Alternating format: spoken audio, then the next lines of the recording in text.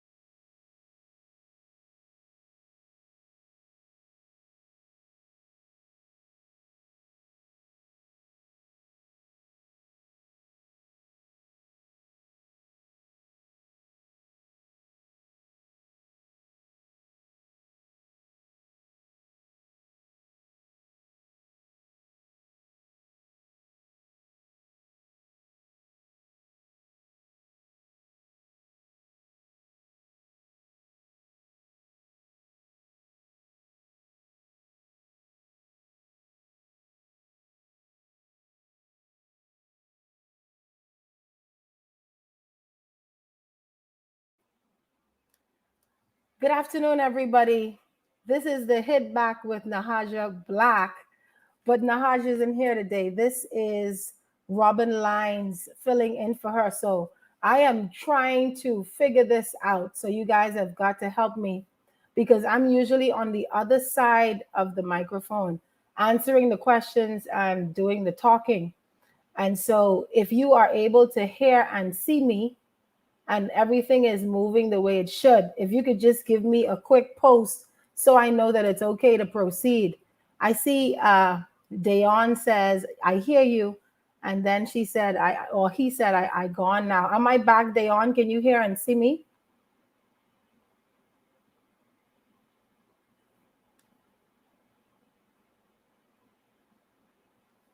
Well, I'm gonna try to see if I can fix that so that you can both hear and see me. But good afternoon, everybody, and welcome to the show. And so please forgive me for any technical challenges or irregularities that we have today as I try to navigate this platform. I want to thank Nahaja for allowing me this opportunity while she is on business. And so we have a good discussion. Last week, Monday, the 22nd of November, we had a show and we talked about overcoming abuse. And we had a really special guest, Alicia Newton, as well as myself. And we talked a little bit about the law. We talked about Miss Newton's story, and she was supposed to join us again today so that we could look at part two of that, but she is unavailable. But I do have joining me Reverend Patrick Paul, as well as Mr. David Williams. So I think it's going to be a great time. It's going to be a great conversation. And so I'm going to try to see if I can address the fact that you can hear me, but you can't see me. And hopefully we'll be able to get everything the way it should be working.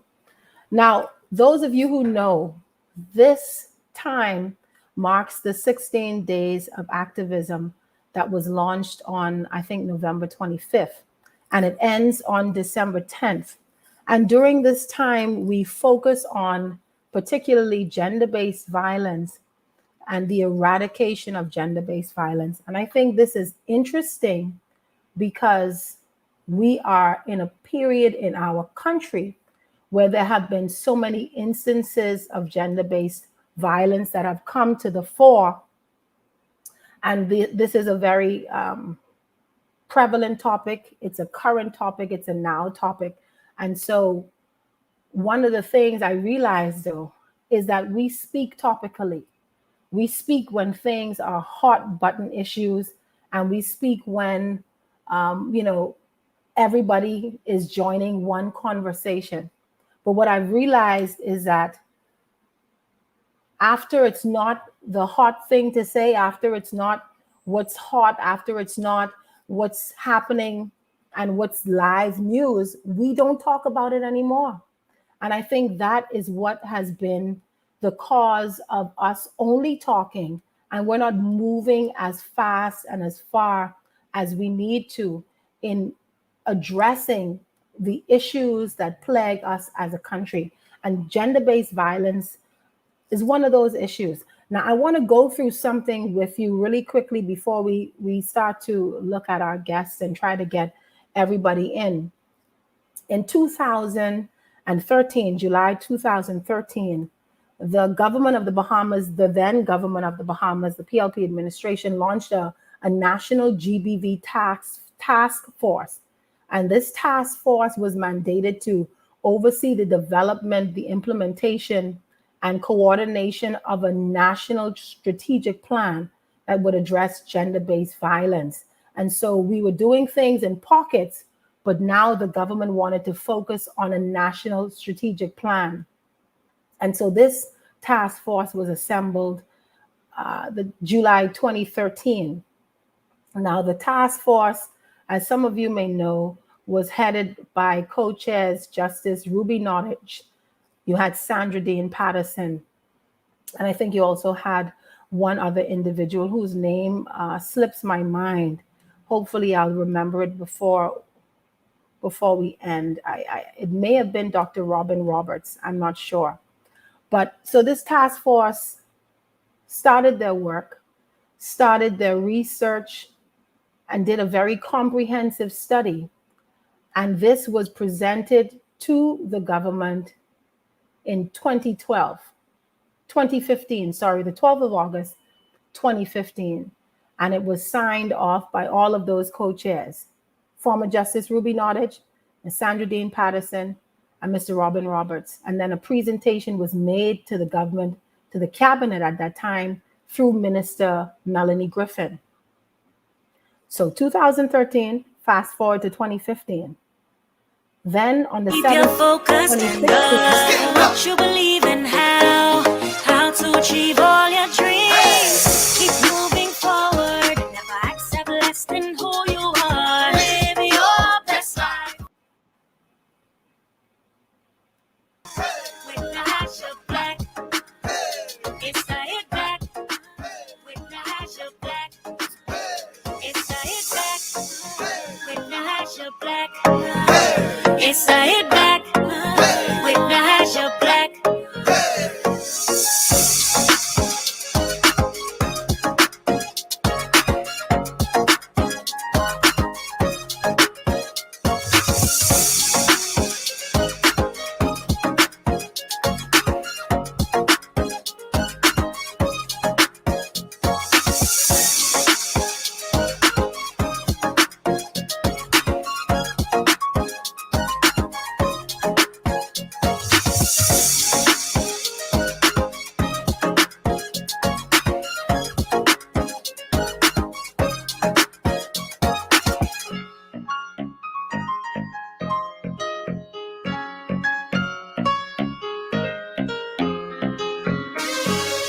You have to be strong in today's world. Keep your focus and what you believe in, how to achieve all your dreams. Keep moving forward, never accept less than who you are. Live your best life. Be strong and free. It's the hit back.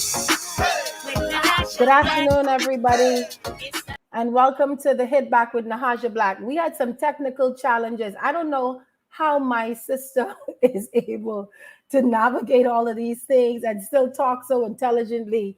But of course, if you recognize Natasha's voice, you know that this is not it. This is Robyn Lynes sitting in the big seat and filling in for my sister and dear friend, the incomparable Natasha Black. My apologies for earlier. I think we had some technical challenges, but I've gotten some assistance. They had to come help me out because I thought I was in and I was out, and I thought I was out and I was in. But anyway, good afternoon, everybody, and welcome to the Hit Back. Thank you so much for joining us. So please like and share the post and have a few more people join us on the conversation. Again, this is Robyn Lynes filling in for Natasha, and it's my pleasure and privilege to be with all of you today. We're going to talk a little bit about overcoming abuse. We started this conversation last week, Nahaja had a show and I was a guest. I think that was November 22nd. And we also were joined by Alicia Newton, and we started to talk about, in this time when the world is really focusing on the eradication of gender-based violence, in this period of the 16 days of activism, we wanted to focus on having this most important and relevant conversation. And interestingly enough, as a country, we've been dealing with gender-based violence coming to the fore, violence against women, violence against our children coming to the fore. Thank you, Dayon. I appreciate you. He's been with me from we started, and I was in and out. So thank you for that. But we've been talking about this, and it's interesting because it seems like as a society, that's what we do oftentimes when we have something that occurs, something that shocks us, something that shocks our conscience. We talk about it. We're passionate about it. We're enthused about it. We want action. And then our enthusiasm dies down. For some reason, we reach a point of exhaustion and we wait until the next issue, or we wait until something else occurs to make that discussion relevant again. And so what I wanted to do in today's show is to go back to that conversation that we've been having, because we can't expect different results if we continue to do things the same way. We can't expect to see our country move forward on pivotal issues. And today we're focusing on the eradication of gender-based violence. We can't expect our country to move forward if we just keep moving to something else. We have to stick with these issues until we address them in their entirety. And it's interesting because, and I want to share a timeline with you. I want to share some dates with you when I think the conversation about GBV reached to such a level in the nation that the government understood the gravity of addressing it and addressing it properly. I want to share this timeline with you because I think this is interesting. It was July of 2013, right? The government of the Bahamas launched the National GBV Task Force to oversee the development, implementation, and coordination of a national strategic plan to address gender-based violence. That was July 2013. That task force was led by co-chairs, former Justice Ruby Nottage, Sandra Dane Patterson, and Dr. Robyn Roberts. Fast forward to the 12th of August 2015, the task force completed their report. It was signed off and it was presented to government and the cabinet at that time through Minister Melanie Griffin. Fast forward again, April 7th, 2016, there was a press release issued by the task force in conjunction with UN Women's Organization. And they wanted to assist us with the implementation of this strategic plan. So we went from 2013, we're now in 2016. And you can see that article about that in the Nassau Guardian. Nothing happened. August 4th, 2016, there was a presentation of the overall projected cost of the implementation of these national strategies, including legislative strategies, policies, programs, etc., that could cover all of the challenges that this task force had identified in our country. The overall cost of the implementation, it was budgeted at $8,994,327, right down to the dollar. And this was the cost over an entire 6-year period. So you can divide that by 6 and you would know what the annual budget would have been. And that's not a lot to deal with something as serious as GBV. And I think that there was some monies that were budgeted in the March allocation for the Ministry of Social Services, March 2017. And those plans were supposed to start to roll out. That national strategic implementation. Of course, we had elections on May 10th of 2017. And the government changed. The FNM won the majority. And I think that after that, there was a letter sent to the then Minister Lanisha Roll on the 31st of September 2017, about the work of the task force, about the budget allocation for that year, about the strategic plan, the implementation, what needed to be done. It went cold. Nothing happened, right? The 23rd of April, 2018, Justice Ruby Nottage, she sent a memorandum to the Ministry of Social Services about the establishment of a family court system. That kind of went cold.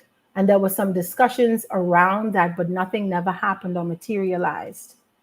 August 21st, 2018, another memorandum was sent by former Justice Ruby Nottage about the establishment of a GBV authority. And this authority would oversee the implementation of the strategic plan. That went cold. Nothing happened. We're now in 2021. And all of that work that had been done from 2013 to now is still just work. And that is what we have to prevent. How do we stop that? How do we stop using our human resources, our talented people, the best of our thinkers and those with the brilliance to address these matters, bringing all of themselves, putting together a document, a strategic report that is so comprehensive and so well done, going through all of the necessary procedures and channels, and nothing happens. And so what we're talking about today is, can we do more? We're talking about overcoming abuse, but can we do more? Can we do more as a people? Can we do more as a nation? Can we do more to herald and echo and advocate to say, you know what, enough talking, enough planning, enough committees, enough reports, enough writing, enough suggestions. When are we going to do what is necessary? When are we going to do what we need to do? And that is what I want to talk a little bit about today. And that's why I wanted to share that timeline with you. I wanted to share that timeline with you because I wanted you to see for yourself on this one issue how far we have come, but how little has been done. And I also, though, and I'm gonna bring in our guests, and I hope Reverend Patrick Paul is somewhere in the background in the studio and ready to join us soon. David Williams is going to be joining us soon too. So I'm going to have two male guests talking about GBV, and I think that was important. That's going to be different. But as we look at these things, as we look at how much, like I said, has been done and the work that was put into it, for there to be very little action, very, very little achievables. How do we stop that? How do we ensure that we move forward? That's the thing. How do we ensure that we move forward? And so I want you that are listening, whether that's by radio, whether you're listening by YouTube, whether you're following the show via Facebook, I want you to chime in so that we can have a conversation, so that we can have a discussion and lend your voice to this important issue. What do you think? And if you have a story to share it. If you have something, I feel like Prophet Roll just now is channeling me in a Prophet Roll. If you have a story, share it. But this is the only way that we're going to move from talk to action. If we don't allow ourselves to be exhausted, if we don't allow ourselves to talk a little and then talk again only when something happens. And so if you are joining us via YouTube, please, I'm going to be sharing some of the text messages that you send. So please comment. If you're joining us via Facebook, do the same thing. You can call in live. The numbers are shooting across the screen.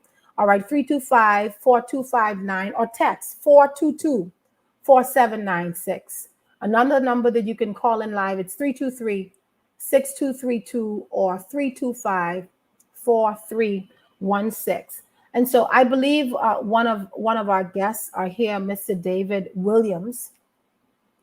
And so we're going to invite Mr. David Williams to join me in studio just before we go to the break. I believe he's here. I'm going to see if I can add him to the stream, and watch me trying to get technical now. I'm not sure if he too is having some technical challenges, but he was supposed to be joining me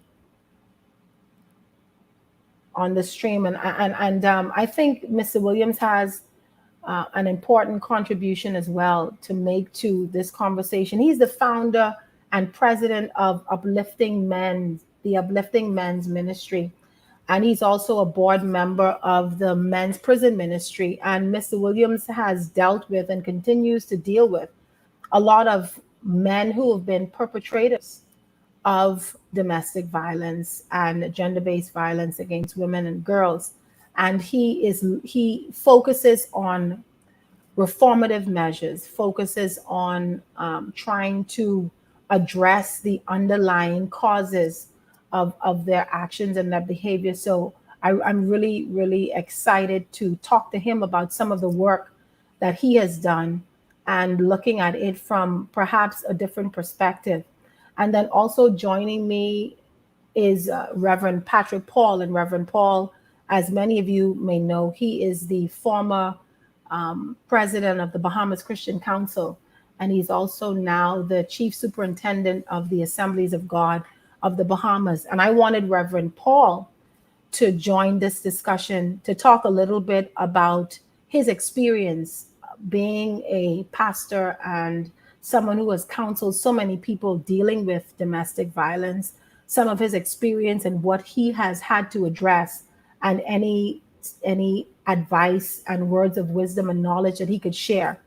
But I also wanted him to talk as well about this, whether it's a misconception or perhaps in some cases a justifiable suggestion that a lot of persons, particularly women or predominantly women, are encouraged by the church to stay in relationships that they really should not be in, looking at the sanctity of marriage, looking at the religious construct of marriage. And so I wanted him to unpack that a little bit and talk about that, to address that. Is that the case? Are people being encouraged by the church? Is that a justifiable position for us to take? And so that he could address that and give us some advice and some feedback. All right, so I'm gonna get some technical assistance in bringing our guests into the studio. First, Reverend Patrick Paul, and then David Williams. But again, like I said, please feel free to text and chat. So we'll go to a break, and as soon as we get back, we'll have our guests and we'll continue this conversation. So stick and stay, like and share.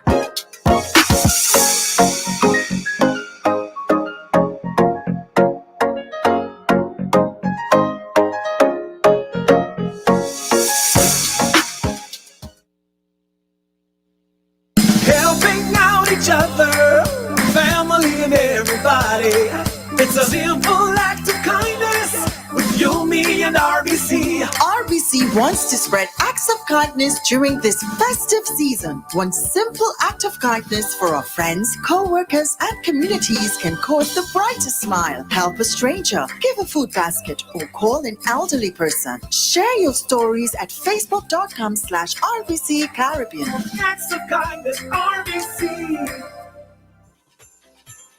Rev customers already get more channels, more sports, and more speed. Now, we're giving more Christmas with up to $250,000 in cash and prizes. Sign up or upgrade to Rev Trio to win prizes like rent and mortgage payments, trips to see your favorite sports teams, plus up to $20,000 in our Rev Cash Vault. Want to win more Christmas? Call 601-8992 today and ask for Rev Trio. Rev, you and us together. When I had got prostate cancer, my family didn't know if I was going to live. At Cancer Treatment Centers of America, within days, I got an appointment. They presented me with treatment options, and they set up a robotic prostatectomy. When my scans came back, there are no signs of cancer. They don't see you as a number, they see you as a part of the family. I'm going on with my life. That's a real gift. Call us at Cancer Treatment Centers of America. COVID-19 doesn't take holidays off, and neither should you. We can celebrate the holiday season while continuing to follow all public health protocols and regulations. We must also remember to wash our hands and sanitize frequently. Wear our masks, cough and sneeze into our elbows, disinfect items brought into our homes, stay at least 3 feet away from others in public, and remain at home when we're feeling unwell. Let's have a happy and healthy holiday. This message brought to you by Bahamas Ministry of Health in conjunction with Guardian Radio. It's the hit back with Natasha Black. It's the hit back with Natasha Black. It's the hit back with Natasha Black. It's the hit back with Natasha Black. Good afternoon, everybody. Good afternoon, and welcome back to the Hit Back without Natasha Black. I don't even know how I feel about it, but thank you guys so much for joining us. Those of you watching and listening via Facebook, via YouTube, this is Robyn Lynes filling in for my good sister and friend, Natasha Black. And today we're continuing our discussion. This is part 2 of the show we did last week, Overcoming Abuse. Can we do more? So if you're watching, please like and share, comment, because we want you to be a part of the discussion. It's really not a discussion if you don't participate. So please send your comments via Facebook, send your comments via YouTube, or call in 323-6232, 325-4316, 325-4259, or you can text 422-4796. And as I mentioned on the other side of the break, I have Reverend Pat Paul with me today to talk about overcoming abuse and to share some of his experiences as a pastor, as a leader, as someone who has had to counsel so many people. And we want to talk a little bit about what can we do from the church perspective. Has the church done enough when it comes to the eradication of gender-based violence, domestic violence, and these issues that continue to plague us as a nation? And so please help me welcome Reverend Pat Paul. Robyn, what an honor for me to share with you this afternoon, and of course with our Bahamian audience. It's always good to be on the show, especially with yourself or Nahaja. It is an honor for us, and so we're delighted to be a part of the conversation. We are part of the texture of the Bahamian culture, and therefore we want to add what we can to assist with respect to our development. Thank you so much for joining me, Reverend Paul. It's a pleasure to be here, and I got to throw a little plug and let people know we family. And so I love you different. And so it's really good to have you. It's really good to have you. And of course, we've had a discussion, so you know what we want to talk about. And like I mentioned at the beginning of the show, you know, as a nation, whatever makes the news, whatever is moving on social media, whatever seems to be the topic of discussion of the day, of the week, of the month, you know, we're all into it. We're passionate about it. We have the utmost zeal, and then it fizzles. But these are matters of national importance. These are matters that are affecting Bahamian lives, and domestic violence, gender-based violence is one of those major issues that is affecting and plaguing us. It's definitely a social ill in our country. Tell me a little bit about your experience as a pastor. What have you seen? Well, of course, I will tell you, I've seen so many different scenario with regard to abuse from a husband and wife, children, in-laws. There is a whole gamut of abuse that I would have counseled and seek to help persons to move from one part of the spectrum to the other, and to help them to overcome. Unfortunately, violence is a part of the human, I suppose, social fabric, and I haven't missed saying that because it's unfortunate, but it is. And so, with regard to who we are as a people, and that's a part of what we would have grown up with. In particular, I remember one with respect to both an assistant pastor and his wife, of course, and they had some challenges that we had to work through. But primarily, what we find out and what we have found out over these years is the fact that a lot of what happened has to do with our culture. Is what we were thought or what we believe, and it's outside of what the scripture teaches. And so the bridge that needs to be built is a transformational bridge that where we move from what our culture teaches us to what the scripture teaches us. And so, with respect to that, you have the counsel, the immediate challenge and problem, and then you have to counsel with the person, or even as I would have mentioned, even a local pastor, you have to counsel him. And so, with regard to us moving on, or with us developing, there is a whole structural thing that we have to deal with. Thank you, Rev. I wanna share a comment because I think it's a great segue into the question that I want to ask. And this comment is from Cindy Godet via Facebook. She says, "I personally know and was close friends with two women who were told by church leaders not to leave their abusive husbands. They were told to pray for them instead."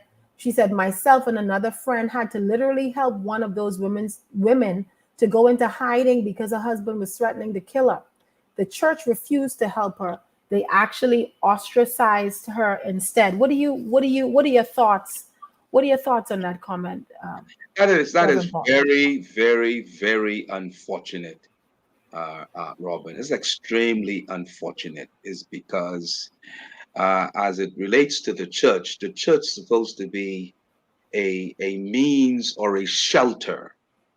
The church is an entity that Christ has erected and constructed to help persons to move from what we call saving grace to deliverance grace, saving grace to empowering persons and people to live. And so what she has mentioned is very, very unfortunate. It's because it's the church should be the first one to come to the rescue of anybody, no matter who it is. It is the church to first deal with that. And then, of course, there are ways in dealing with what we call phase one, phase two, phase three, and phase four before you make an actual decision. These persons go through regular means of counseling. And so there's a counseling we call 101, counseling 102, counseling 103, and then counseling 104 before there is a decision made.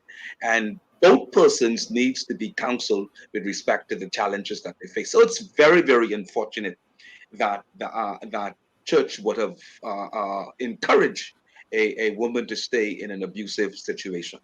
So what would you say to that? That is not a situation that she should even remain in. Is that what you're? Because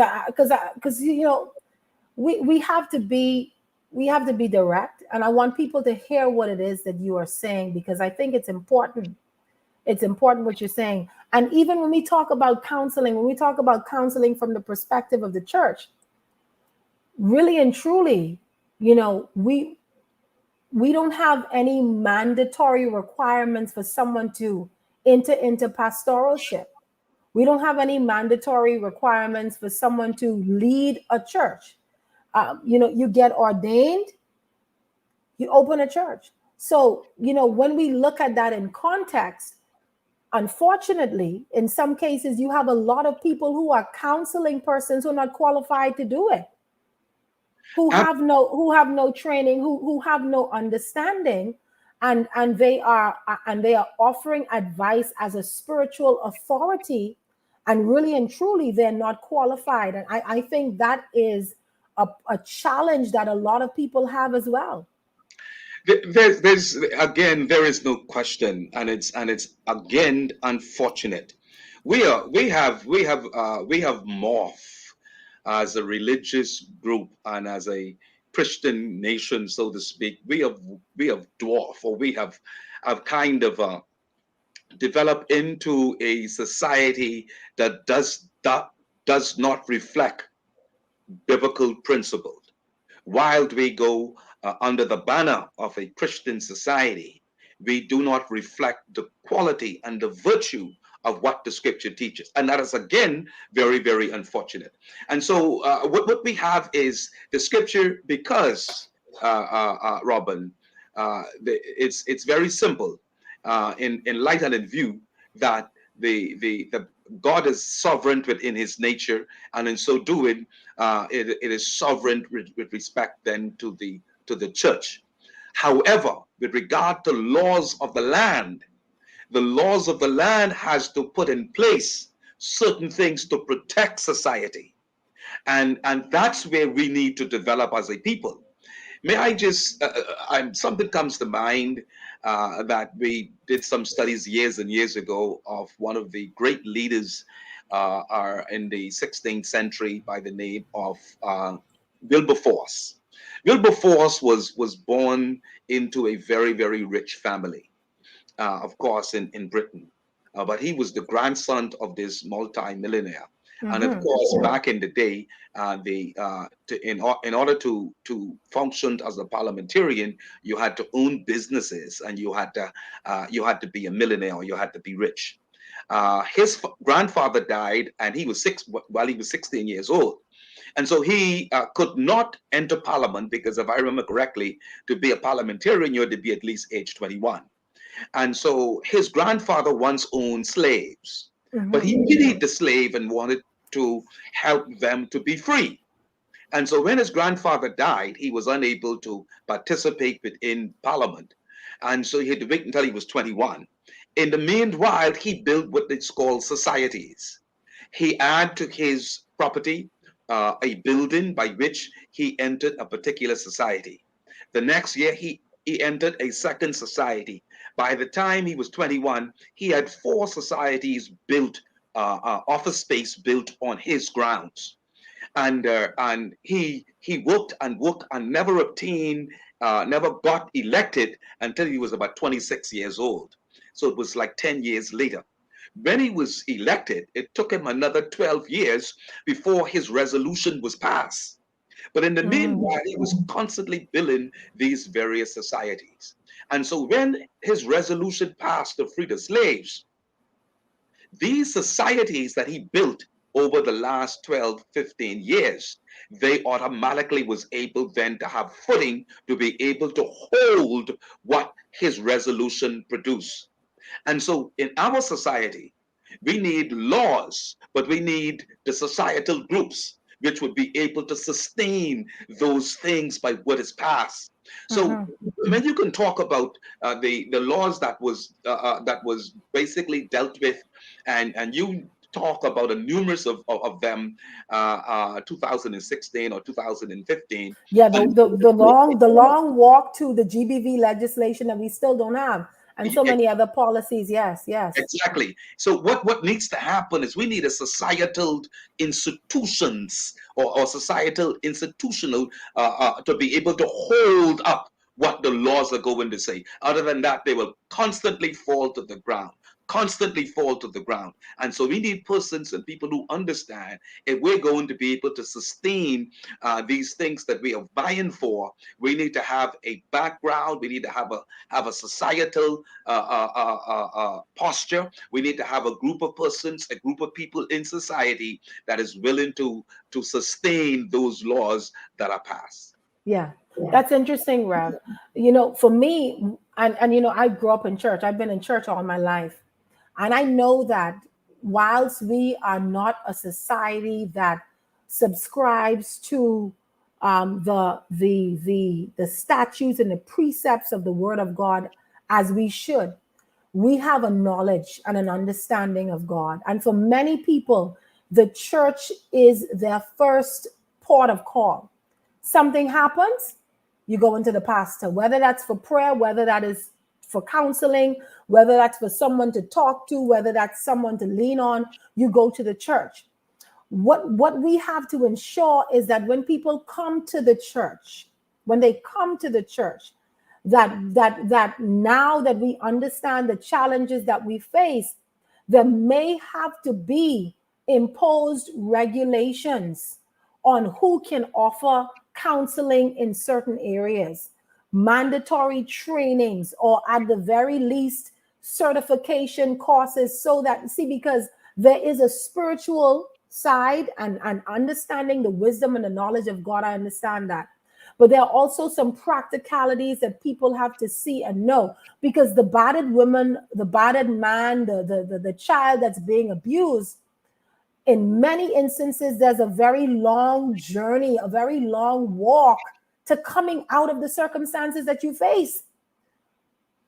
If you're not working, if you don't have anywhere to live, and I understand fully, and I have the full grasp of what you're saying, and it's true, building social structures that support the law, support the legislation. And like I said, making sure that when people come to the church is uniformed in its understanding of the kind of help that people need to get. Because many people will share stories of being told, this man paying the bills, you have a nice home. Yeah, he has a little temper, but pray for him, stick and stay. Don't go nowhere. And there are thousands of people with these stories, with this kind of reality. And, it has really been to the detriment of the strength of the church in this area. And so we have to be able to ensure that when a person calls on a pastor, calls on a spiritual leader for advice, that individual is able and capable of offering that advice. And I'm not suggesting that the state starts to regulate the church, but at the very least, when you have, even with marriage licenses, even with a JP license, there's a particular cost, there's certain qualifications, maybe the issuance of counseling license to pastors, to leaders, to ensure that you have at the very least met some requirements, and you understand that, we cannot have people feeling as though they're trapped. We cannot have people feeling as though if they make a decision for themselves, for their children to walk away, that is outside of the will of God. Because he said, I want you to prosper and be in good health, even as your soul prospers. And I'm an advocate for marriage, but I'm an advocate for survival. I'm an advocate for people living healthy, living happy, living godly lives. And so I'm glad that you're here and we're able to have that conversation. I want to share a comment from Facebook. This is Simone Duncombe, and she said, "How can a woman be helped when her abuser or husband is the sole provider?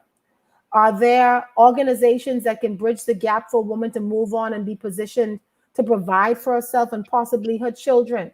And she went on to say, a lot of persons speak about abuse being swept under the rug when it reaches, and I mentioned that, interestingly enough, when it reaches the pastoral level.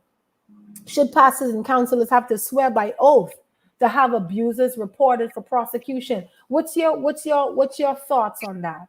The way, for instance, doctors, teachers, the Child Protection Act actually makes it mandatory for the reporting of abuse where there is the knowledge of abuse or even the suspicion of abuse. Do you think that is something that should be imposed on counselors, church counselors? first of all, I'm not out for the government to regulate the church. However, the church and government need to work together because there are steps that are necessary and there are minor things that are done from time to time by which can easily be taken care of. So we don't want to then confuse the minor issues with the major issues, and that's real. How to determine that, it's one way or the other. However, with regard to abuse, uh, all abuse should be able to be accounted for. There, just like everything else that, as you would have mentioned, the doctors sign an oath, etc., etc. And what we do not want to omit is you have the good and you're going to have the bad and you're going to have the ugly that exists, and that's why we need regulation to some degree to ensure that we have a healthy society. We were just in London the other day, I suppose a month ago, give and take maybe a little more, and we were talking with some teachers, all of them with master's degree and PhD, etc. And some of them has moved on from teaching and now has become counselor and defenders and so on and so forth, for the less fortunate. But in the law, in British laws, that whenever a young person is arrested or whatever, the first thing has to happen is they have to have a counselor. And Britain has a group of counselors that lend themselves to ensure that that person is taken care of. And so, likewise for us, as a society, as a development society and a development nation, we need to begin to put these things in place because all humans are important, all people are important, and Absolutely. and in relation to a woman, a young lady, or a child being abused, we should have facilities that facilitate, even if it's 24 hours, 72 hours a week, or whatever, where that child can have a safe space to properly kind of regain themselves, etc., etc. And so, to me, Robyn, these things need to begin to develop from a legislation perspective, and out of that, then the government. With that, the government work hand in hand with the churches, so that the pastors, the bishops, etc., can help to formulate such laws to be able to be palatable both to society and indeed for what the legal structure says. And in that, we could marry a means to facilitate and to help our society to grow and to develop and to minimize this abuse that we have in our society. Absolutely. Is the church advocating enough, Reverend Paul? Is the church talking enough? Because, we, as we said, you have scores of people seeking counseling, seeking assistance. I know at the church that I attend, and even at my office, because of where it is, and the nonprofit work that I do, people are always looking for assistance, looking for food, looking for advice, looking for legal assistance, and dealing with matters such as this.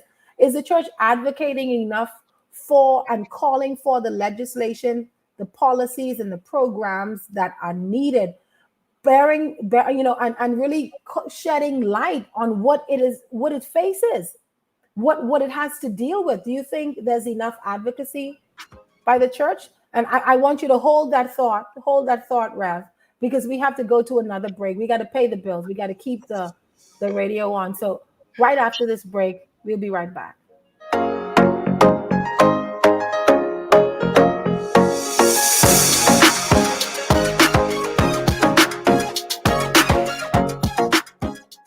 This is Guardian Radio 96.9 FM, Nassau, Bahamas.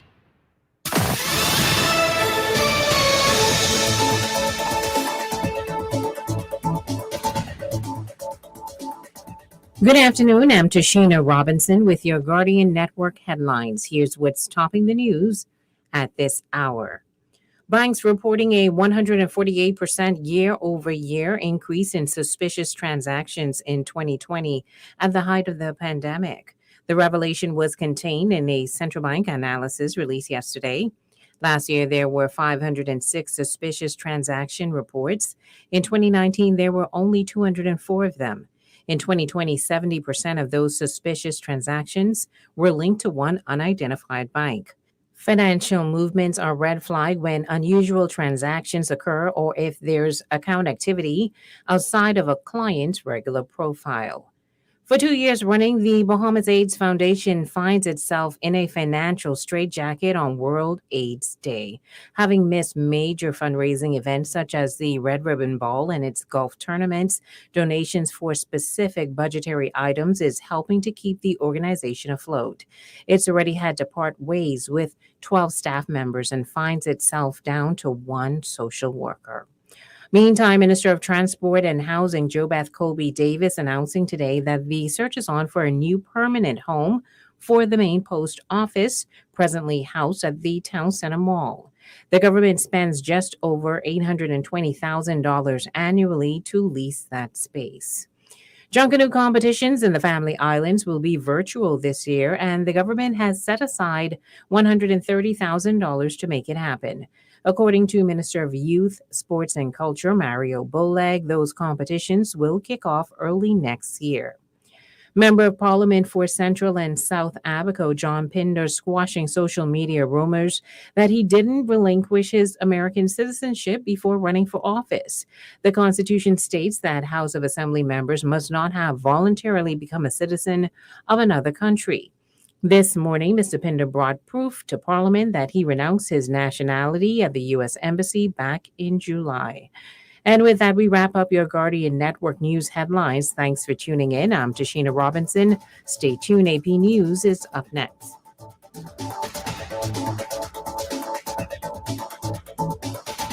Coronavirus update. I'm Tim McGuire with an AP News Minute. A person who traveled to California from Southern Africa late last month was diagnosed 2 days ago as having been infected with the Omicron variant of the coronavirus. Dr. Anthony Fauci says the patient is doing well. The individual was fully vaccinated and experienced mild symptoms, which are improving at this point. Fauci adds that people should not draw any conclusions about the variant just from this one case. Any declaration of what will or will not happen with this variant, it is too early to say. And I think we need to be careful because I know you're going to be reading a lot of tweets and a lot of comments about this. We're really very early in the process. Health officials are calling on the 40% of the population not fully vaccinated to do so, and for everyone to get booster shots. Overall, the United States leads the world in COVID-19 deaths, more than 780,000 people since the pandemic first hit. I'm Tim McGuire.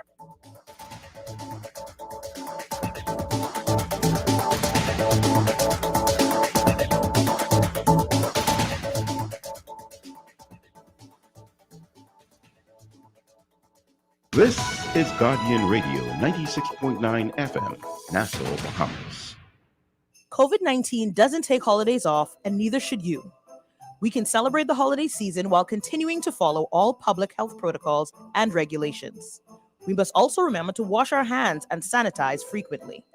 Wear our masks, cough and sneeze into our elbows, disinfect items brought into our homes, stay at least 3 feet away from others in public, and remain at home when we're feeling unwell. Let's have a happy and healthy holiday. This message brought to you by Bahamas Ministry of Health in conjunction with Guardian Radio.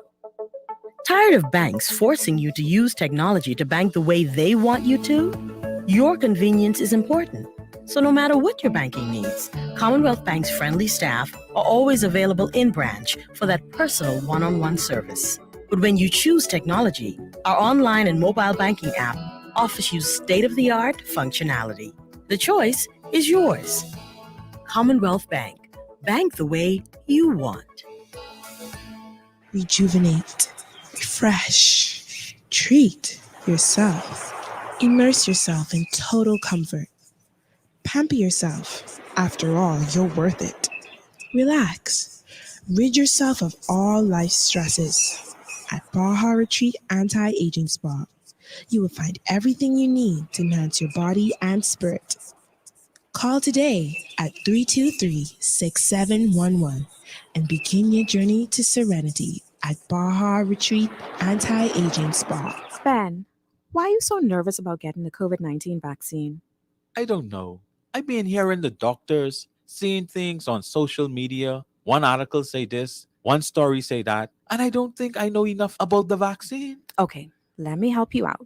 Vaccinated people are less likely to get seriously ill from COVID-19, less likely to be admitted to hospital, and less likely to die from COVID-19. Kelly, I don't want to end up in hospital. Ben, the vaccine even provides protection against the new variants of COVID-19, and that's good news. Kelly, I like how you put it. Thanks. You could help me make my COVID-19 vaccine appointment, please? Definitely. Don't procrastinate. Vaccinate. This message has been brought to you by the Ministry of Health and this radio station. When I had got prostate cancer, my family didn't know if I was going to live. At Cancer Treatment Centers of America, within days, I got an appointment. They presented me with treatment options, and we set up a robotic prostatectomy. When my scans came back, there are no signs of cancer. They don't see you as a number, they see you as a part of the family. I'm going on with my life. That's a real gift. Call us at Cancer Treatment Centers of America. This is Guardian Radio, your station for up-to-the-minute news, intelligent, interactive, and engaging conversation. 96.9 FM. It's the hit back with Natasha Black. It's the hit back with Natasha Black. It's the hit back with Natasha Black. It's the hit back with Natasha Black. Good afternoon, everybody. Thank you so much for sticking with us and joining us today. You're listening to the Hit Back with Natasha Black on Guardian Radio with your special guest host for today, Robyn Lynes. And I'm joined in studio by Reverend Patrick Paul, and we're going to introduce Mr. David Williams on the other side of the break. Rev, you still there? You still with me? I'm still with you. I'll be with you until it's time. Thank you, Rev. When we took that break, the question that I asked was the advocacy of the church. Is the church talking sufficiently about what it is experiencing from the standpoint of demand and the problems that needs to be addressed, particularly in relation to domestic violence, gender-based violence, violence in general? Is the church collectively advocating sufficiently to raise this awareness? What are your thoughts on that? Of course, we can do so much more to advocate. We can do so much more to assist.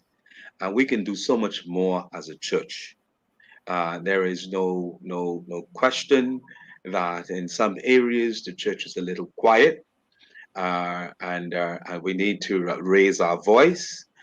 We need to raise our support against gender-based violence, etc., etc. And I believed primarily we've been talking today as Christian leaders and the rest of that. I believe that in short order you're going to be seeing some changes, but there's no question as a church we need to say so much more. We can do some more.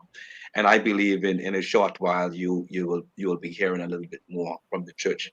We'll kind of go back to what we used to be some almost two or three decades ago.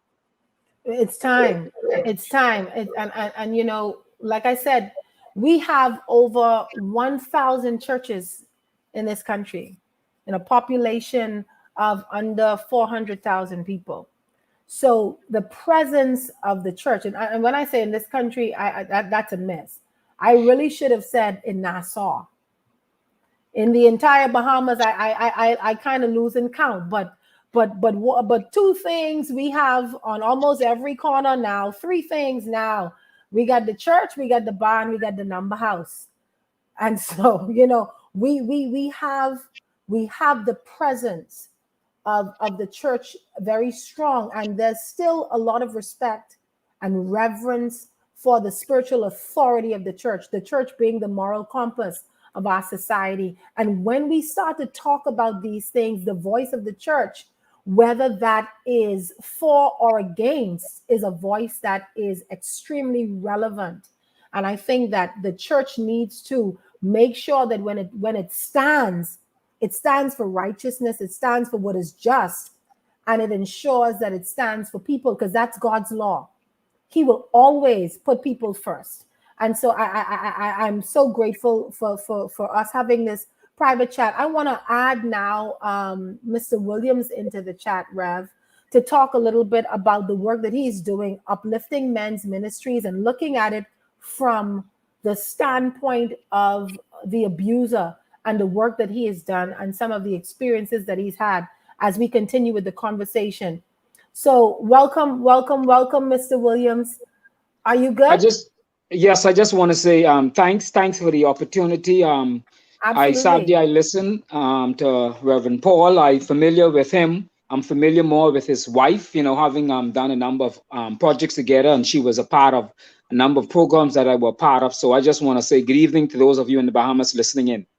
Thank you so much for joining us. And I have to say to our listening audience that our conversation was very, very short notice, and you were so gracious to and willing to accept this invitation. So thank you for that. Thank you for being willing to talk a little bit about what you do and why your work is important. Now, you're the founder and president of Uplifting Men's Ministry. Tell us a little bit about what Uplifting Men's Ministry does in the area of gender-based violence and domestic violence, and why you think that work was important for you to begin. Okay, first I'd say when I initially founded Uplifting Men's Ministry, which was actually launched in 2011 in Kenya, I went to Kenya on some missionary work. And at the same time, I remember going to Pastor Miles Monroe, who I did not know as well. He gave me some information, and I launched Uplifting Men's Ministry. When I came back, I went to ZNS.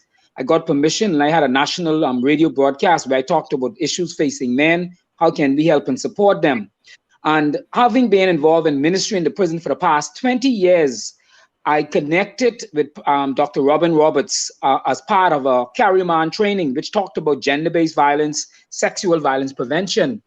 And so out of that experience, I connected with the Department of Gender and Family Affairs.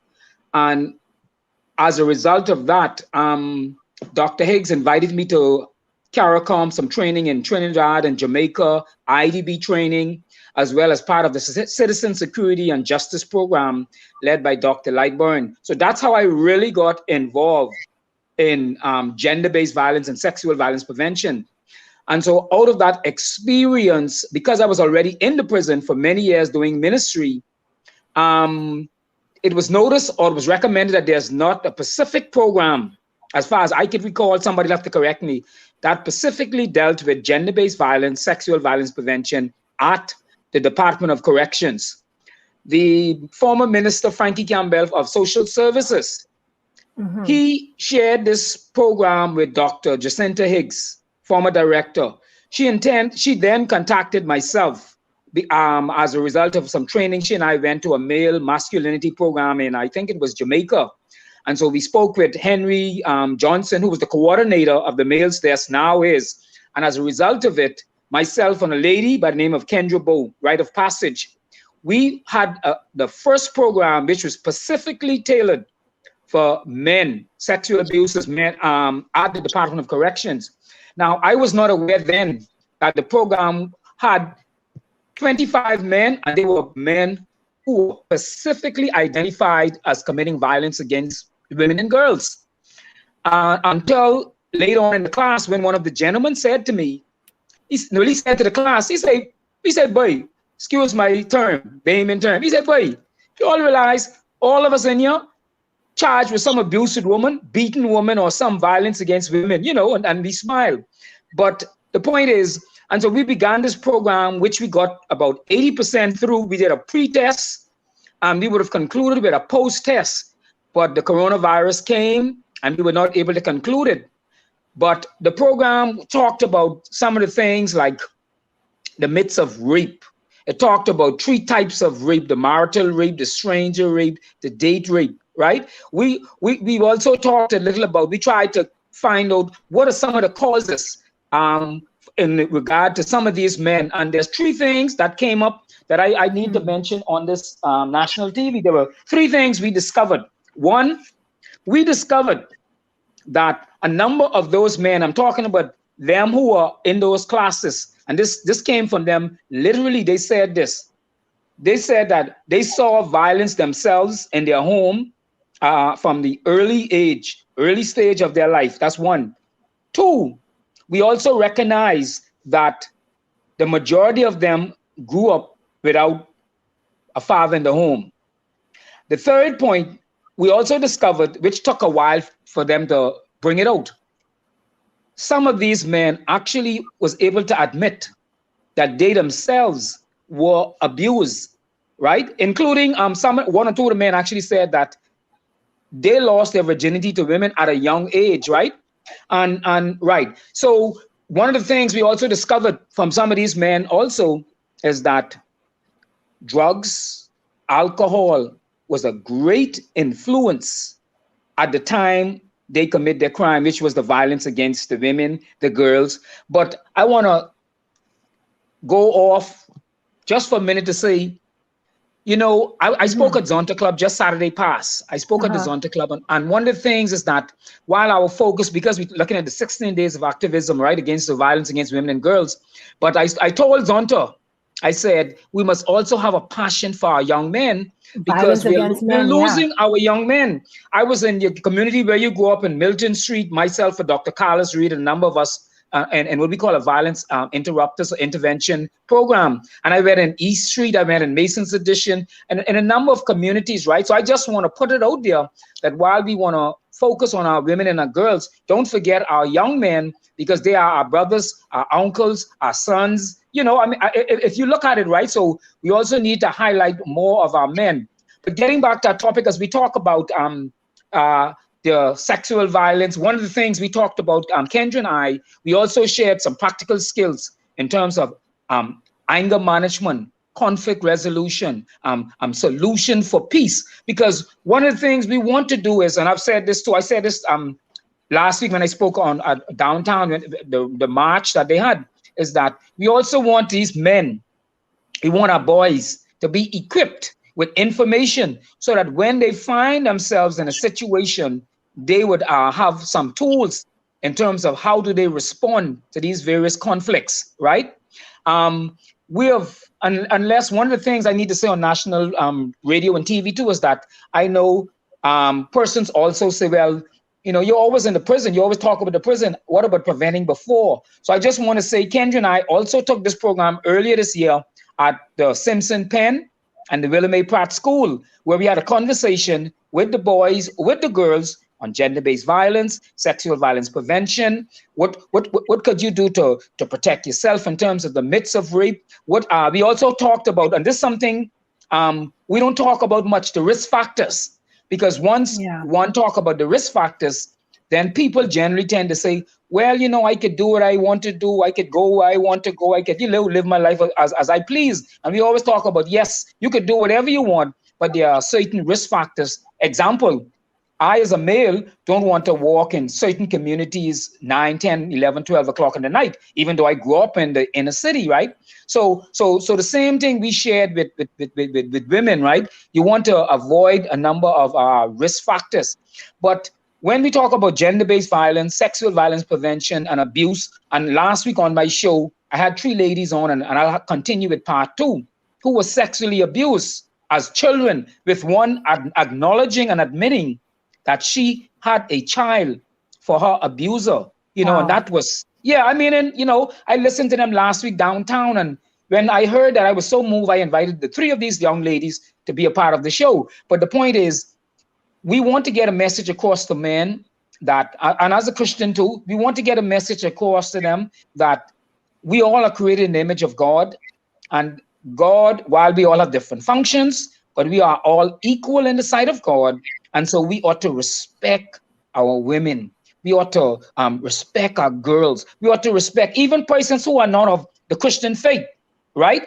We may not agree with lifestyle, example, persons who live a lesbian and transgender and homosexual lifestyle. We may not agree with it, but we ought to still respect, because these would lead to physical abuse against individuals because of the fact that they are different from me, or I don't agree with their lifestyle. And so the same thing when we talk about this, perpetrating this violence, right? And this is why, and let me tell you one thing this has done for me.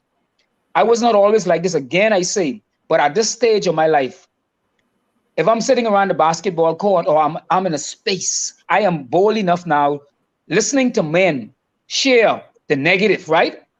I'll say to them, hey, no, I can't agree with you. I can't support you with, boy, I'll slap her. I'll beat her down. No, I say I am bold enough to get up in that space and say, hey, no, I don't agree with this. I can't support this. I can't sit here and allow you to say this, right? And so I'm thinking that as men, we talk about better relationship between men and women. So I'm saying we as men need to be more bold, right? I think what has happened is sometimes as men, because of this macho image, and we want to be seen, right? So, or we don't want to be different, right? So we even though we don't agree with it, but we sit down and we allow other men, other boys to talk these negative things about our women, about our girls, without being bold enough to say, hey, I don't agree with this. My parents didn't teach me this, or my daddy didn't teach me that. And so this is a part of the education cycle, I think, that as we continue to educate our boys, as we continue to educate our men about taking a bold stand and say, hey, no, I don't support no violence. I don't support violence in general, but in particular against our women and girls, because they tend to be the weaker vessel. I don't support this, and I can't agree with it, and I can't sit here in silence and allow you men to have a conversation with negative things against our women and girls. I want to ask you, Mr. Williams, because a lot of times when we start to talk about this, people think that and gender-based violence is to a certain degree gender biased. Gender bias, when I say gender bias, I mean focusing on women and girls, but not because there's a failure to acknowledge that our men and our boys are also victims of intimate partner violence, victims of domestic abuse. But there's a disproportionate amount of those survivors and victims who are women. And the statistics, the numbers suggest that that is just the reality, that when you look at the reports, when you look at the complaints, when you look at the instances of police intervention, family intervention, when you look at the stats across the board, women and girls account for the vast majority of the survivors, of the victims. But people tend to feel as though this conversation is isolating or alienating our men, and it's not. You know, there has been a lot of work to bring men to the point where they can even talk about their abuse, because consider the male psyche and this reality, and you can chime in on this as well, Reverend Paul, to come in and say, listen, I want to report my girlfriend. She punched me. She slapped me. She trying to fight me. There are a lot of men who wouldn't even do that. And so whilst intimate partner violence, domestic violence, these types of offenses are underreported in its entirety, just imagine the challenge that we have for men saying that they are victims of intimate partner violence, domestic violence, whether or not that is perpetrated by a female partner, a male partner, or other. And so I want to talk about whether your program has addressed, this need for men to come forward, for men to talk about the abuse that they too have faced, and being able to get the help that they need. And I want to also mention, before you get to your comment, I'll go to you first, Mr. Williams, and then Pastor Paul to deal with that. To take note that the women, the Bureau of Women's Affairs in the Department of Social Services was changed to Department of Gender and Family Affairs as part of the strategic national plan to eradicate violence, gender-based violence, understanding that it wasn't just about women and girls, it was about anyone who was facing violence. And so that's something that we want to take note of. And I saw in one of the comments, someone said, you have shelters for women, but you have no shelters for men. The truth of the matter is I'm not aware, and I practiced family law for the past 13 years. I've dealt with a lot of these matters, a lot of these instances, and I'm not aware of the numbers of men who have complained, warranting a facility that they need. And I could be wrong, and that's why I love this kind of interaction from our listening audience. But talk to us about that for a minute or two, Mr. Williams. How do we get more men to talk about their abuse, to talk maybe about the genesis, the origin of how they came to be abusers themselves? How do we cross that and really push back that culture, that male, that machoism, if I can say that? What are your thoughts on that? I would say, and because of sometimes the space or the environment I'm in, where I've heard in one or two cases, while it's a very small minority, where men have talked about going to the station and being laughed out of the station. As a matter of fact, in one of my training sessions, someone came and shared they shared about it. So the point is, I think one way to get more men to talk about it is to have the police officers, those in authority, because when men can walk in the station and say he was abused, and in most cases, even if it is not necessarily physically abused, right? And officers laugh at them and run them out of the station. So you can imagine if he only talking about from a mental or emotional perspective, imagine if he walk in a station and say he's physically abused. Now, even though I'm on this show and I'm talking, but I honestly can say to our audience, if I was to get slapped by a woman right now, unless you all picked that up on camera, right? In all honesty, while I won't respond to her, but I can honestly say I don't think I get into the station when I come off the show to go report that, right? But the point is, we need to get more men aware, beginning with those in authority, who can sit down, who can accept it, who can share it, and who can say, hey, okay, this is the case, and let's deal with this the same way we would deal with abuse in any other way. The other thing you talked about, the person talked about a shelter on Facebook, and my response to them was that we as men need to get started, right? Having this shelter as opposed to waiting on the government, right? We need to get started and then allow the government, we take the lead and then let the government follow through. Because if we sit back, right, and wait for the government to do it, it could take a long time. So we as men, we need to establish, this is why when I talk about uplifting men, this is my role. My role is really to seek to help, support, shelter. That's the long-term plan. I would like to set up a mental health institution as a layperson. I spoke with Dr. Sean Knowles a couple of weeks on this, right? To talk about a center, setting up a center. I spoke with Dr. Kale Felipe also from the Department of Gender, and Henry Johnson, the male desk. We need to have this male help center set up in terms of where men can go, a space where men can go and talk and share about the challenges, right? And so this is one of my goals for next year, to put the center together, and then from a lay perspective, and then we could further recommend them to the professionals. But we as men, we need to have these shelters in place. We need to have these centers in place where men can reach out, even if he does not want to go to the police. He may call me. He may be able to sit down and have a conversation with me or somebody else and say, hey, I need a support system. I can say, okay, make contact with this person, that person. So as men, we need to have a better built-in support system for each other. And I think that'll go a long way to getting it started. Thank you. Reverend Paul, your thoughts on that? Well, again, I think that as a development society, there are some footings that we need to continue to build on. And one of the things that we need to build on, first, I should also commend the brother David Williams for the work that he's doing. Absolutely, absolutely. I think it's amazing, and I think it's a great work that he's doing. But in relation to what he's doing, there has to be, if there's going to be change, as he would have mentioned, with respect to the one going to the police and the police laughing and really, discouraging them, even practically running them out of the station and the rest of that. All of these things has to do with our culture. And so hence there has to be this, to me, there has to be a barrage of education, and it has to come from different areas of society so that we can begin to build these absolutely I want you to hold that thought, Rev. Don't lose it because you're talking good. But I want to go to the break. I can't let Nahaja come back and our bills ain't paid. So we'll take a commercial break and we'll be right back after this.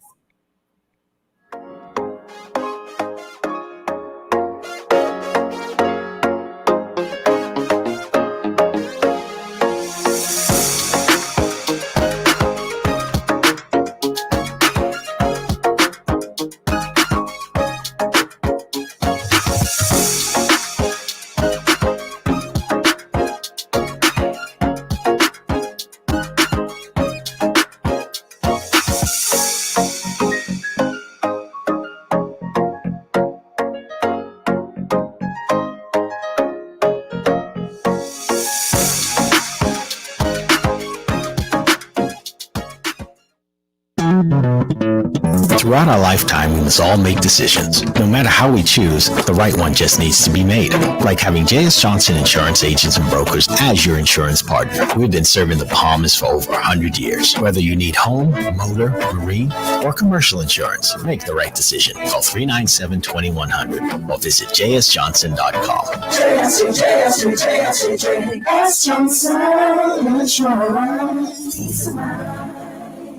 We are working to protect our country, our people, and our livelihoods so that we can move forward. The vaccine is safe. The vaccine is easy. The vaccine is essential for our recovery. If we want to rebuild our economy, if we want to get back to our jobs, if we want to get back to our lives, our families, we must do this together. This is Guardian Radio 96.9 FM, Nassau, Bahamas.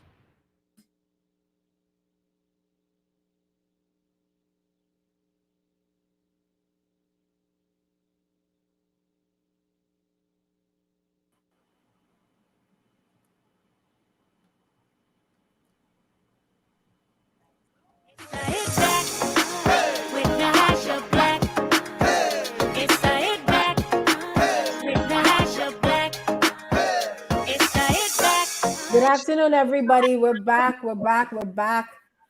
Had to take a break, had to keep the lights on, keep the bills paid. But thank you also very much. Again, this is the Hit Back with Nahaja Black. I'm your special guest host for today, Robyn Lynes, talking about part 2 of our series, Overcoming Abuse.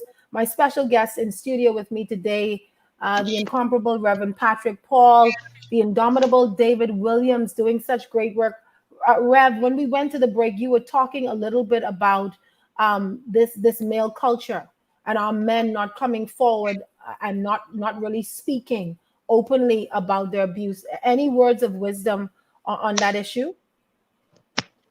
If I may, Robyn, there's a saying that if you want to go fast, you go by yourself.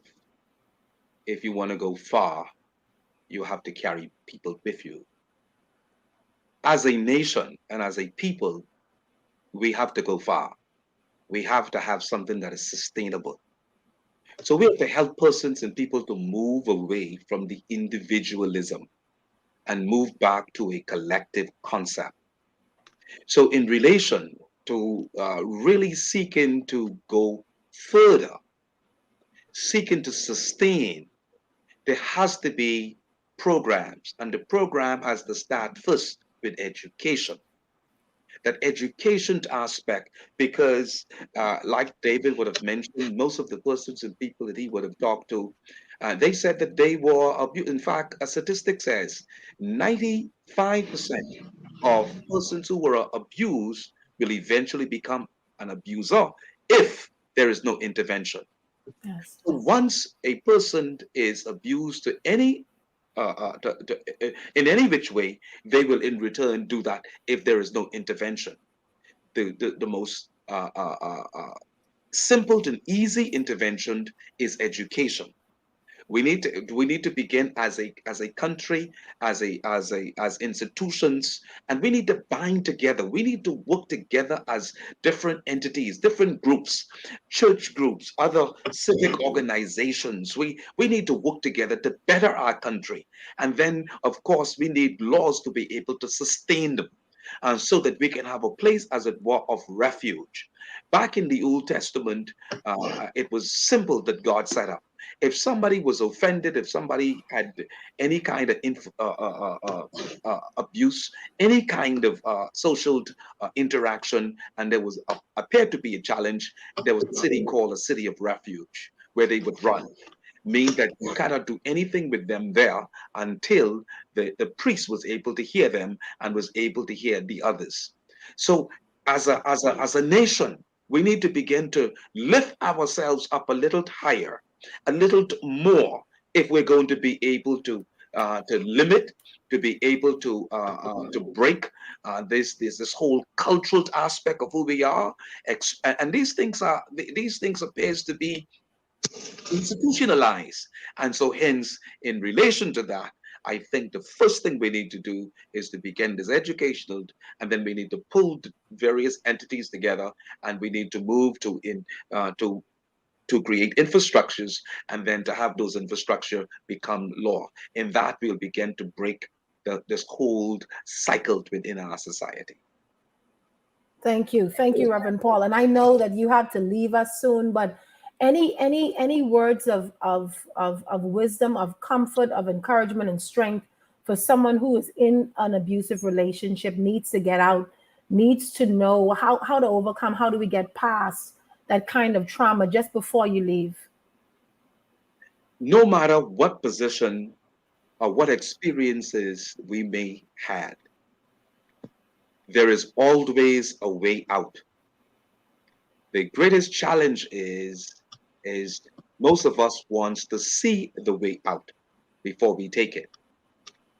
But I would want to encourage persons out there, if you've been in an abusive situation for any number of years or any sustained period of time, you want to make up in your mind that, number one, you are precious in God's sight, and you are precious to your own family, and you are precious to society, while it may not appear to be so.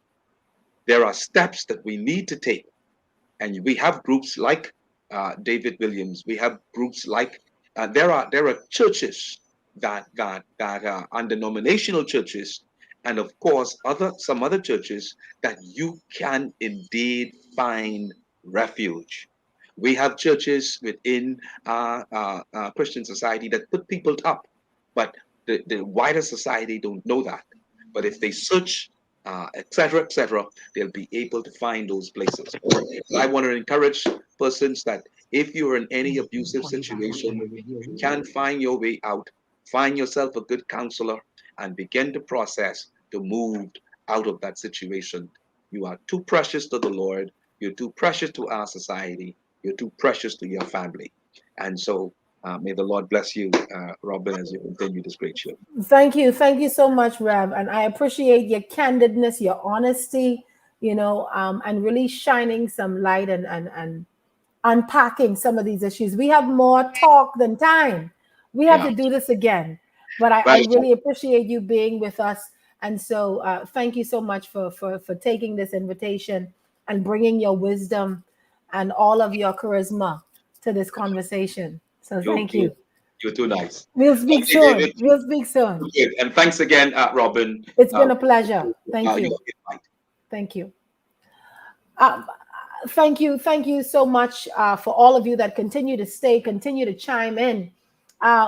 David, thank you so much for sticking with us. We're going to get back to the conversation. I just want to share a few comments from our Facebook audience and those that are joining us via social media platform, YouTube. So Simone Duncombe says, yes, because men and boys aren't only abused by women, but by other men as well. How do we help our boys who have been abused sexually? And I'll throw that question out there to you, David. Roosevelt Wells says a man is supposed to protect and pray for and provide for his family. All right. Then Alicia Newton gave you some compliments, Mr. Williams, saying that you're doing an awesome job. And then I hear Mimi, I think this is Jellen or Mimi Gellen. She says it's easy getting into a relationship, but getting out of an abusive one is hell. So David, I want you to talk a little bit about that. How do we create this support system? You know, the thing is, it's very difficult to retrain the psyche of a man. We need to address our girls. We need to address our boys. Because when we're dealing with men, when we're dealing with women, it's a little more challenging. We need to make sure that our children are being raised in an understanding that I shouldn't be a perpetrator of abuse. Our children are raised in an understanding, and safe spaces are created for them to speak out, to talk. And so there's so much work for us to do as a society, as a nation, because these matters are complex. They are layered. It's not simple. You can't just address one singular issue. If you don't take a holistic and aggressive approach to the topic of gender-based violence, to intimate partner violence, to child abuse, to violence in and of itself, we'll miss the mark. And oftentimes, and not to discredit the work that so many people are doing, but oftentimes we deal with symptoms, and we need to get right down to the cause, because as long as the cause remains, the symptoms will continue to resurface. It will continue to resurface. You can treat it, but it'll continue to resurface. What do you think about those programs like yours, but even from an earlier age? How do we get into the psyche of our young people when we're talking about violence and abuse? You know, the first thing I would say is programs, there are numerous programs that are taking place. So while we can't credit Uplifting Men or Prison Fellowship or even a part of the International Men's Day Committee, because International Men's Day Committee is just a group of men coming together, forming a body with a number of men organizations under its umbrella. So things are happening. I mean, I could think of Sami, Pastor Reverend Sami role with the Boys Club, and you can look at Boys Brigade and Boys Scout, Pathfinders, which I was a part of. I grew up in from an Adventist perspective. So there are numerous programs that are reaching out, right? So when people say there are no programs, there are programs. I know a number of other people. I've been a part of numerous programs in schools where we go into the schools, where we've been talking to the boys and to the girls, right? So things are happening. But in a general sense, for me, there's a three-pronged approach I would approach with anything. And there's something I think need to be in the inner city. I call it C. S, there must be a spiritual approach, because I believe that a true change and transformation has to come from a spiritual perspective, right? That's S. The other E, education. There must be an educational involvement. And the third one is E, economic empowerment, right? So let's get back to our boys. So I believe we ought to have their information ought to be shared and encourage them along the way from a spiritual, from an educational, and from an economic empowerment. Things are happening. And so when people quick to jump on the church, I hear people, the church this happened in the church. Well, I always say to them, can you imagine if the church was not involved, the church wasn't active? Because you gave an example, you said there's about 1,000 churches. So if 1,000 churches out there are doing something, no matter how small it is, imagine what society would have been like if you did not have these 1,000 churches. So things are happening. We have to be positive. We have to look at positive programs. Someone asked, as I saw on Facebook, someone asked a question about the Department of Gender, and they have the funding. And I said to them, the Department of Gender and Family Affairs are doing things. That's why they had they recognize that it was called the Women's Bureau, Women's Affairs, because I was a part of that when they hired Mr. Henry Johnson, the male desk coordinator, who reached out to men's group. He's been on numerous talk shows asking them to contact him, be a part. And as a matter of fact, Dr. Felipe mentioned last week, we had Men's Week about 2 weeks ago.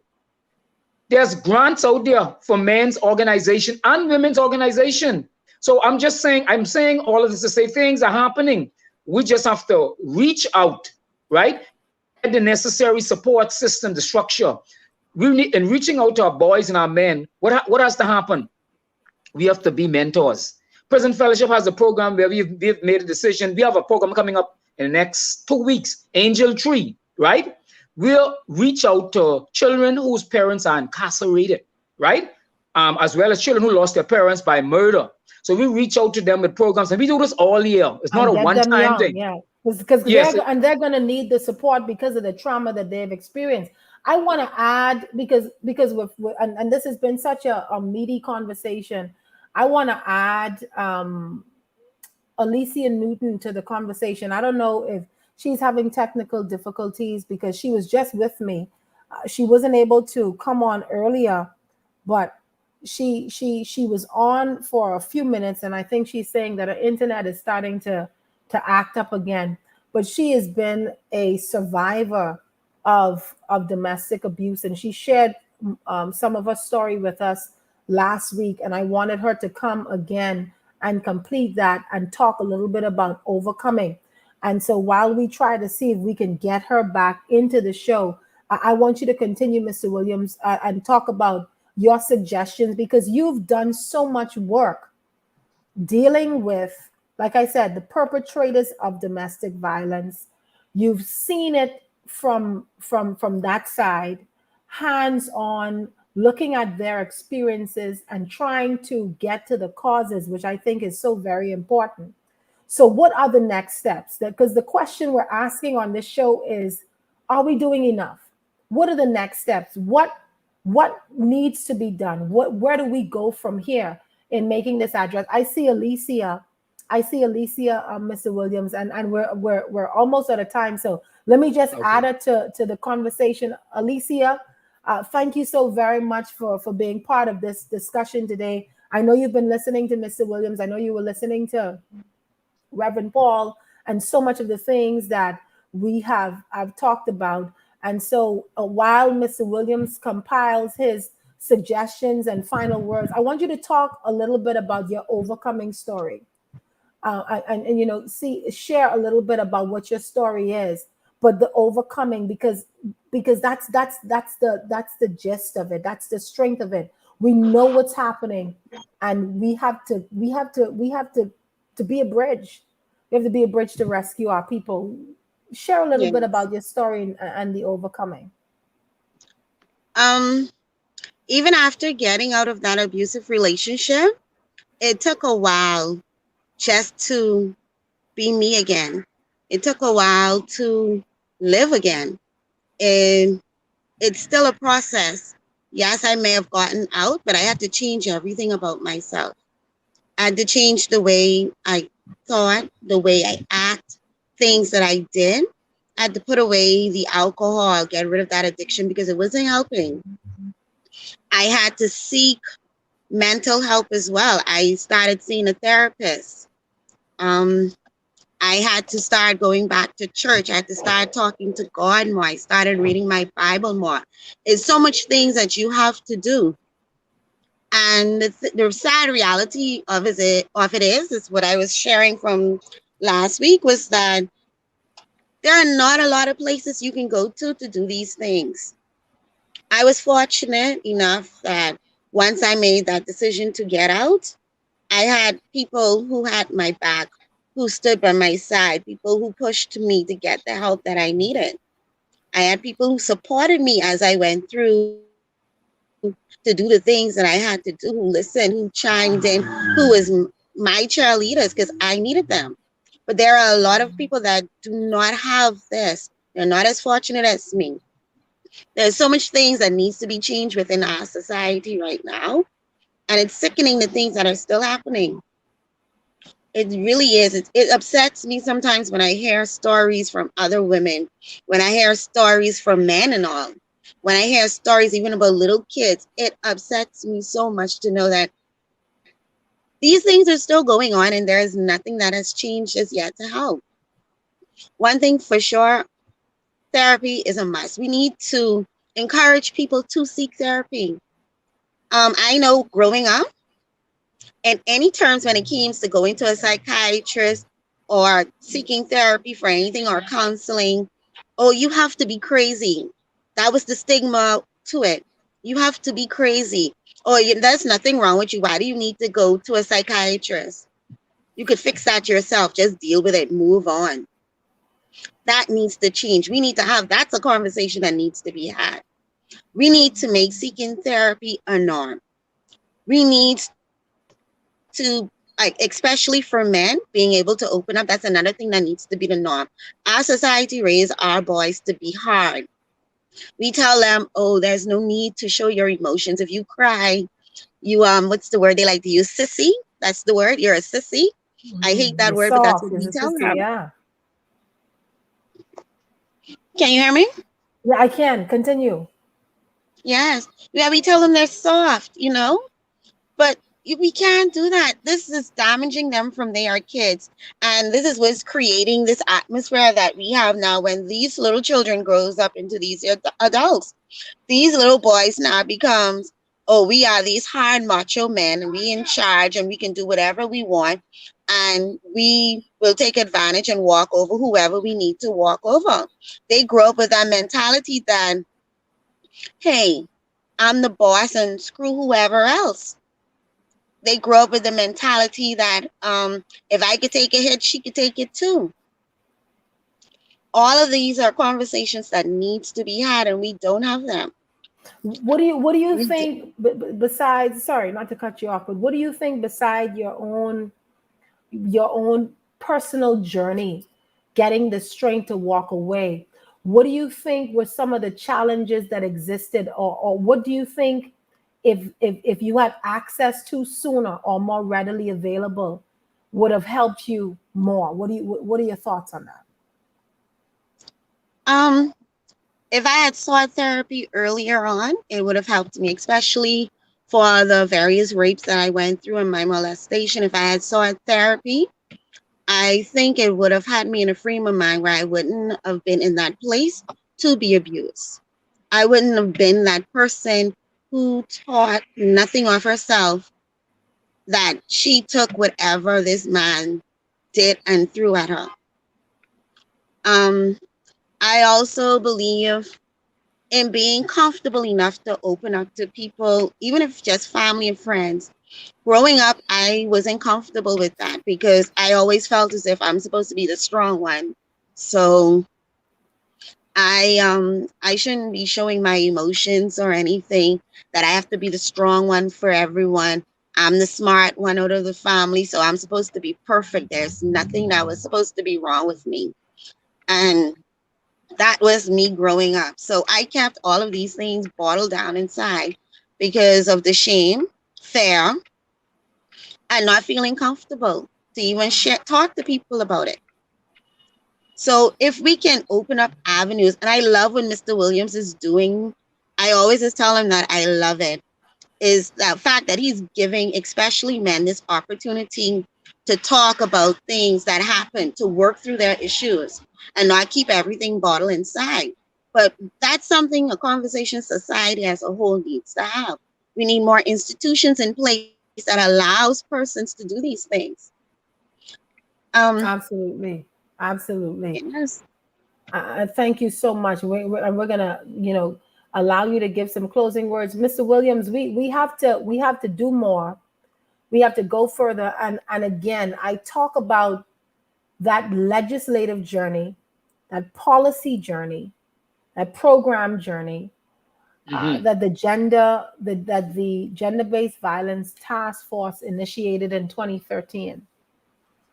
And I remind our listening audience about that, because we cannot continue to discuss what we know is happening. And that is where it ends. We can't just talk. And so you had some suggestions, and then I'm going to go to Ms. Newton for some closing words, because we just have a few more minutes and then we have to wrap up. I can't believe time went so quickly, but you had some suggestions for addressing abuse and where we can go from here. So you can go on. No. I mean you, Williams. I mean you had some suggestions, yes. So you can continue with that. Okay, right. So I was saying, as we continue to educate our boys, our young men, letting them know that it's okay to stand up for our women and our girls. It's okay to not appear to be macho when we're in a space where we hear our boys and our men sharing and pulling down, saying the negative things about our women.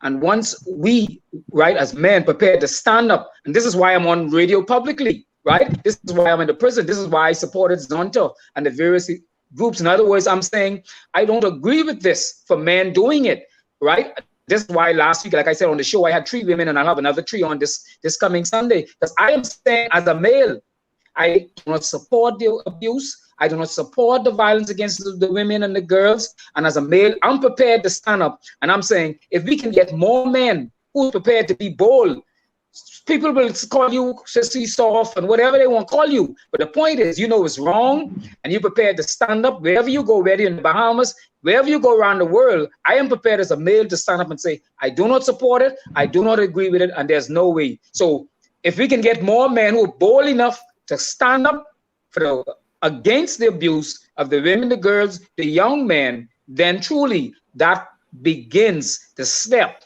of making a difference.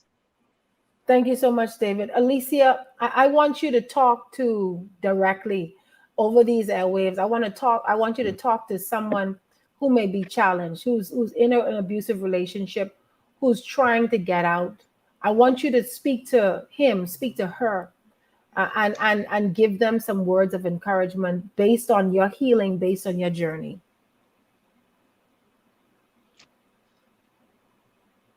My words of encouragement to anyone who's being abused: you are worth it. You are beautifully made by God's hand. You are perfect. You deserve the world. You deserve it all.